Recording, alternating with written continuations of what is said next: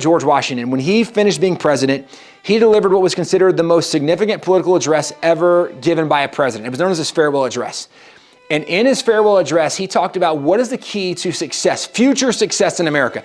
And as he's doing this, he's writing this as guidance, almost like a father would give guidance to their kids. Because Washington is known as the father of the nation. And he's worked with John Adams and Thomas Jefferson and James Madison, Benjamin Franklin, all these guys. He's known them. He's worked with them for years. And he leaves them his advice on how to be successful going forward. And here's what he said was pivotal for American success. He said, of all the dispositions and habits which lead to political prosperity, religion and morality are indispensable supports. In vain would that man claim the tribute of patriotism who should labor to subvert these great pillars. Now, Washington says, all of the keys that lead to our political prosperity. He didn't say what's important for your spiritual life and your home life. Now it is.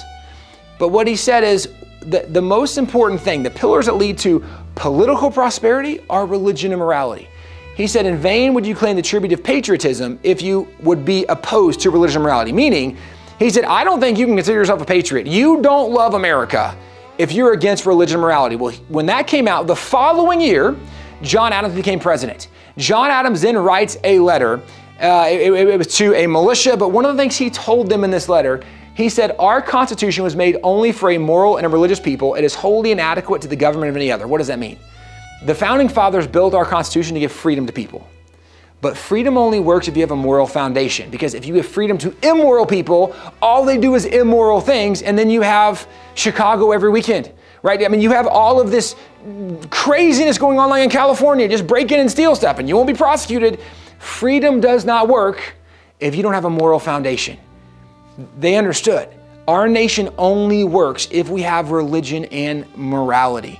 And as we look at our nation today, there's a lot of people trying to navigate. How do we solve all these problems? What I would point out, what the founding fathers acknowledged is if you don't have religion and morality, the Constitution is never going to work. It's not that the Constitution is broken, right? We have congressmen pass all these new laws.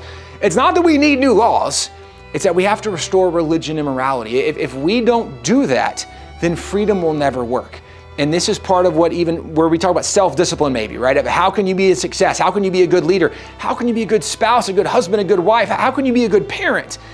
There's a lot of self-discipline that comes, but this is the byproduct of religion and morality.